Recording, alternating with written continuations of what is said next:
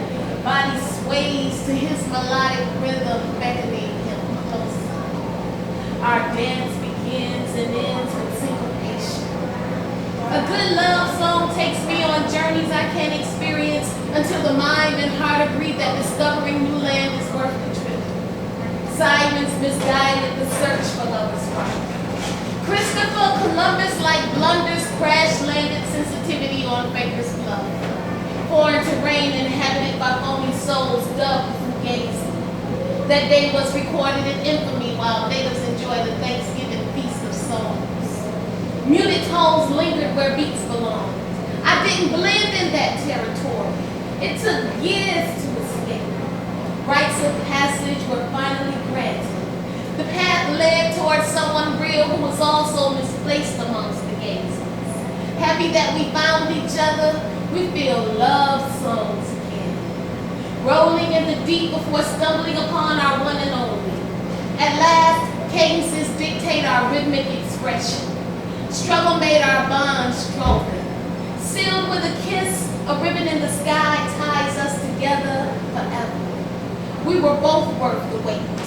I'm willing to do whatever it takes to make him happy, because he deserves to feel love songs, and so do I.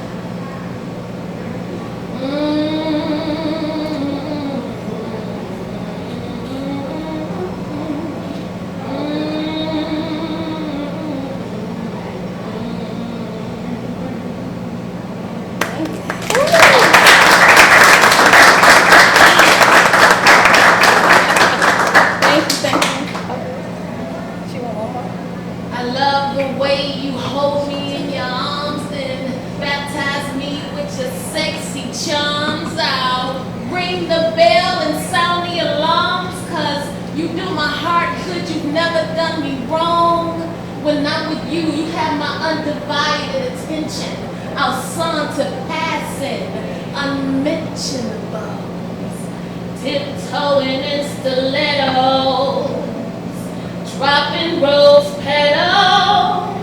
Follow me into the bedroom. We won't be leaving no time soon. I need to have you 69 different ways, from sunup to sundown. Let's get it in all day. I love everything that you do for me. You broke down my guards, now my spirit flies free. Without you, I don't know where I'd be. I'm rolling with you long as you ride with me, and now I'm gone. Tiptoeing in stilettos, dropping rose petals. My longing for you doesn't end with come. I desire to be everything your body touches, following the sexual exploitation of my candy-coated sugar bombs, a place you've nicknamed your home. Imagine me as the satin sheets you rest upon after we've conceded to the release of your seeds.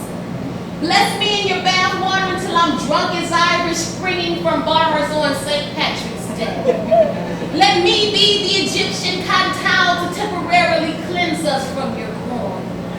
Spray me right to guard the place where I'm comfortable under your arms. Toss liquid scope freshly siphoned from my ocean around in your mouth off while my whitening strips tease your crowns.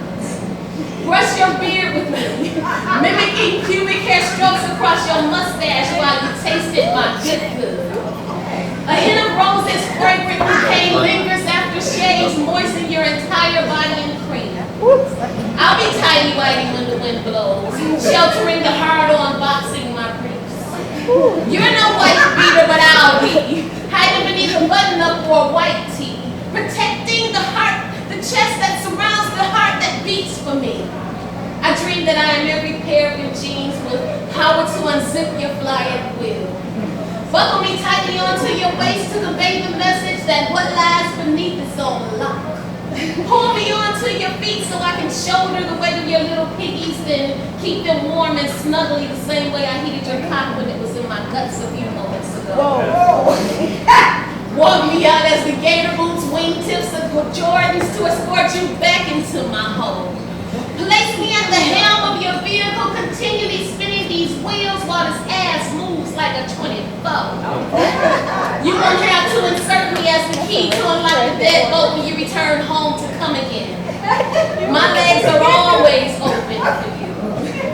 So when you step through the door, drop all of me like I'm hot till you butt ass naked on rock. And let me put you to bed. Tiptoeing in stiletto.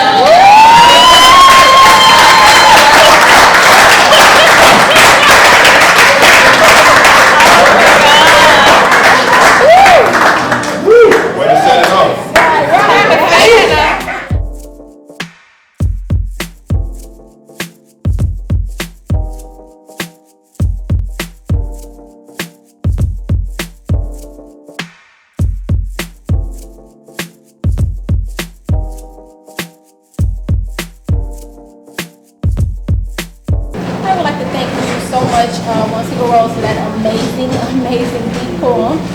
Now we're going to introduce my guest here. We have the outspoken, opinionated, realist, Mr. Wayne Walker. How you doing? Thank you for coming on. I appreciate you. We have author, writer, blogger. You have a million titles. She's the brains behind Michigan Motown Writers Network and so many other things. This is Sylvia Hubbard. We have the author, realist, outspoken, opinionated model also, Miss Doris Johnson. And we have, of course, last but not least, we have Chef. He is the owner of Soul Daddy's Restaurant. Make sure you guys patronize it as well. And he's going to also be a soon-to-be author, Jim Woods. Thank you all for coming. I appreciate the love. We're going to go ahead and get started. Everybody came here for a little conversation, so let's go ahead and talk. We're going to talk about relationships today. So in today's society, to me, a good relationship seems to be hard to find. I don't know if you guys agree, but it's hard to come by. And I personally feel that there's three different issues with relationships. We have respect, balance, and dedication. I think they're the most common denominators when it comes to failed relationships. We'll start with the first topic. It's going to be respect. Right. So I think there is a major lack of respect when it comes to relationships from people inside of the relationship and the people that are outside of the relationship. Right. Today there seems to be an issue with people's roles. We don't treat each other like kings and queens anymore at all. And if you can't be treated like, if you don't treat anybody like a king, you have to be treated like a queen. Right. And when I say that, I don't mean to say that just queen and king or queen and queen or king and king. I don't care who you are, you have a role. Right. And if you're going to be in a relationship with somebody, you should be able to, you should be with somebody who you want to treat in that manner. So what are some of the things that you think people lack in respect for relationships? We can start with you, Mike. I think a lot of relationships, it's always one person pulling harder than the other. Absolutely. I always think that once one person see the other one is pulling hard, they kind of slack off. With the respect of it. With the respect of it, you know. And it's all, you need to have two people pulling in the same direction at the same time. And most of the time it lacks off. Where do you think the lack of respect comes from? Unappreciation. I mean, you start to take that person for granted as you go on into the relationship. You start saying, well, now I got him. I don't have to work to keep him. But it's really the same as, it takes work to get him, but it takes even more work to keep him. Like my dad used to say, be hard to get, but harder to keep. Absolutely. And you should have that mindset that there's always a chance of losing this person. So I'm going to do whatever I have to do in order to keep that person. And that's how you should be in order to keep that respect and that mutual self-esteem going between one another. Like, okay, I got you, you got me. Right. Then we can do things together. And it's not just giving half and half. It's 100. I'm gonna give my 110%. That's right. And then the other person giving their 110%. Then both of y'all gonna be happy. I agree wholeheartedly. So, Doris, when it comes to lack of respect in relationships, what is it that you think of? I think people come in emotionally bankrupt. You said emotionally bankrupt? Emotionally bankrupt. They don't Okay. have much to offer. And people don't have much to offer because if we don't expect certain things from them, they're not going to give it. Right. Initially, when you get into a relationship, what I've learned is a person might offer you crumbs. And if you eat those crumbs, that's all you're going to get for the rest of that relationship until you get tired of that. I agree. So that's the person that settles for the crumbs in the beginning. That's how you can see that. So, Mr. Woods, what do you think? What do you think as far as that is concerned? I think it has to do a lot to do with how you're raised, your upbringing at home. I mean, it's a lot of broken homes, so and I'm speaking from us men. Right. Father's not in the home where you see your father disrespecting your mom. And, Right. I mean, it's natural. You go off what you see. Right. So I think it starts in the home. Yeah, I agree. It's a cycle. That's one of the things I think that we don't want to admit when it comes to facing the mirror. When we look in the mirror, we won't take the inner self and say that we have issues because our role models may have not been what they should The perfect be. ones. Yeah, the perfect ones. And nobody's perfect, but we have seen a lot of broken people in broken relationships. So we figure there's no kings and queens. We're gonna settle for this broken relationship. Right. I think people settle, which means that you're gonna have a lack of respect. Right. Right. And if you are in that type of relationship, because people say, oh yeah, you hitting the nail on the head. So now I'm in that thing right now. I'm not getting this respect. I'm not feeling like a queen or I'm not feeling like a king. But at that point, that's when you should say, well, we need to sit down and talk. Right. We need to talk about this is what it needs to make me feel like a king, and this is what you need to feel like a king. Right. But that's where you say, well, people they'll settle and say, well, if I don't rock the boat, then it's okay for now. But like she said, then you're just picking up crumbs, and you don't want a crumb. You want a whole cake, a big chocolate cake, and I want a big piece of it, right? And it's not fair. But then you got to say, why waste your time if it's not worth fighting for? Then why are you even in that relationship? If I don't feeling like royalty, why am I sitting here? Absolutely. I agree. I think that why would you be with somebody you don't want to treat like a king, and why would you be with somebody who wants you like a queen? What's the purpose? Unless you're at that stage in life, which is fine, where you just want to do whatever it is you want to do. You just want a bunch of jokers. But that's fine. If you're into jokers, If you're into have your jokers, make sure that those jokers know that their role is joker. Yeah, That's my thing. they need to know that That's role. my thing. I think that I mean, if you don't outline roles, then you have a respect issue Right, automatically. and that's the communication. You go back to communication again. You got to keep it real from the beginning. This is what I'm looking for. This is what I'm trying to do. And if we don't follow those same guidelines, let me keep it moving and let you move. And even though we may have had bad role models, like you said, like growing up in the house, you saw things that wasn't right, or you never saw like the respect your parents were given or role models given. Yeah. That's what's wonderful about life, is that at any moment you can change that. You can stop down that path and go down another path instantly. So when people say, well, this is what I do, well, you can stop it. Doing it. You can stop it and go another way. Right. Go another option. I agree. Well, a lot of people come from broken homes, like he pointed out. Right. And once you don't learn from being a child, Exactly. you know. But some people, like me, myself, I come from a broken home. Right. But it made me try even harder because I don't want to repeat that. Right. You know. So a question, why do you think it is that so many of us, and when I say us, I mean our culture, don't want to try to break that cycle? Change is scary. But the alternative to me seems to be more scary. But it's just the same as a person who's abused. Change is scary. What's going to happen if it do start getting good? Right. Then I'm going to get so much good, then it's going to go back bad. So why not So we just stick look with the focus on bad? that bad. Yeah. Still focusing on the bad, not seeing the good. You think that's it? No, I don't think so. I think that a lot of people do want to change, but it's very difficult because once you get locked in a circle, it's hard to break out. I agree. Even though you might want to change, but it's hard. But when you say it is hard, I agree, because we have all probably been in a cycle of some situation where we should have been changing and we didn't because we were in a cycle. But at what point are we going to stop saying, okay, this is a cycle? If we know it's a cycle, we have the answer to the problem. When are we going to start using the answer to the problem? Failure, when you keep falling on your face over and over again. Right, but I think our people are, I think when it comes to relationship, people are not even trying in order to fail. There's no real push in relationship. There's no, and I'm not gonna say all, but these days there's a big issue to me with quality relationships, and people treat them as quality. That is true. It's easy to give up. Yeah. It's easy to quit. Nobody, like, it's not the same like when our parents, grandparents came up. Yeah. Like, you know, if you think that your grandmother, grandfather didn't have any fights or arguments, but Right. you better believe they stayed together 30, 40 years. They gonna work at Our it. generation is, we got It's to easier to keep argument. moving. I'm done with you. Right. And we don't want to, put up the fight. I agree. It's too easy to walk away.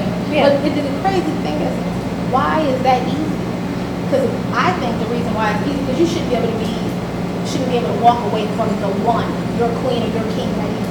Right. I think that's because we're choosing just anybody. Right. We're getting crumbs. Right. Just like you said. Crumbs, that that's you said. Yeah. Crumbs. You're getting Get a little crumbs. bit of this, you know, a guy get a girl, she can cook that food, she can make him that meal, and that other meal as well. and he's happy, you know what I'm saying? He think he got the one, but she can do both of those things, but he's not looking past everything else. There's other issues that may lie with this girl, and just like a woman, she get a guy, she thinks, oh, he got a great job, he's looking for the wrong things. Yeah, it's a good job, it's a great thing. Just because a man has a good job, it's a good money, doesn't mean he's a good man. Right. And I think we're picking the wrong people. Right. Because if you really choosing somebody because you're settling, are you really going to treat that person like a king or a queen? You're not. Because they're not king or queen statues. Well, because you don't find anything unique about it. Right. You could go find another one. It's just like I could if I can go and shop at Walmart, Target, and Kmart and get the same thing, then that's what I'm going to do. But I know if I get something from Tiffany's or I get something, you know, from somewhere expensive, then I'm gonna take care of it. I'm not gonna let anybody touch it. I'm gonna keep it. So we should start doing shopping at better stores, so we can keep and cherish. Sometimes you just have to change what you're doing. Right. You Stop really do garbage have to shopping. change what you're doing in order to get the extraordinary in life. Right. I think you say there are certain things that you have to pay for, certain things you shouldn't fall short on or cut costs on. Right. And I think a relationship should be at the top of that list. It should be quality, Yeah, like you said. We should be looking for quality. Right. And that's what we're not looking for anymore. Sometimes we just want somebody who just warms the bed, Right. or who, you know, can sit on the couch and keep Right. away the other bad elements. Or, you know, well, instead of us getting a dog, we get a man, you Right. know, and it's like, hey, you don't gotta work, but you keep the burglars out the house. I think that's part of the problem too. People are scared, and I can speak for women. I can't say guys. Maybe you guys can say something about that. But we act like we're scared to be alone with ourselves. I know serial relationship. Like as soon as one ends, they have to be in another one. It's such a waste of time. And then if you're giving them all of your 100%, what are you gonna really have left for the one? Well, it seems like the older you get, to me personally, the older you get, the less you want to be alone. You know, like when I was like 19, I didn't care if I was single. I guess I'm flip-flop. I'm the opposite. Yeah. I hate to be alone. Well, you know, it's a difference with being alone and being single. It's a difference. I don't want to be neither one. It's a difference. It's a difference. So, because you don't want to be, is it okay to say, okay, I'm just gonna be with this girl because apparently I'm at this age, you know, and I need to just go ahead and settle down. And see, I don't want to be a settle downer just because I don't have no problem saying I'm 44. I have no problem with being single at 44. Now, would I have a problem with being with someone? No, as long as it's the one. So that's my thing. I'm good being single until I find the one. I don't have time for the sum. And that that loneliness do drive us, and that's what I think that's what happens is that loneliness drives us to just settle for anyone. Yeah. But then we're not discussing roles with them. Like you're just the appetizer. You're not a full course meal. You are the big. You're just an appetizer. And then they get a mistake at 5 in the morning when you gotta go. Appetizers don't stay till the morning. And they didn't understand their role. And then they're like, okay, wait a minute. I'm supposed to. clarification. And then you go back and forth and you end up, okay, we gotta discuss this better instead of sending the police out to handle the matter. And that's because, that loneliness will drive us. But I always tell people when, it's not like being alone when you're dating yourself. You're taking yourself out. You're showing yourself. He's like, I don't want to take myself out. But then you find friends who like to do it, you go out with them. But sometimes you do need that loneliness to find out what you really, really need. Sometimes in that darkness, in that just all alone, just me and my spirit, this is what I need in order for somebody to be with me in that darkness. I respect that. My thing is if you're in that spot, you're in that space, that's the worst time to get into a relationship. That is. Because you end up, again, choosing, as she said, the crumbs because they look good right now because I'm by myself. Because I'm hungry. Because I'm hungry. I'm thirsty. I'm thirsty. I'm hungry. Yeah, I will eat anything. So I'm gonna go Nobody want to be alone on Christmas. You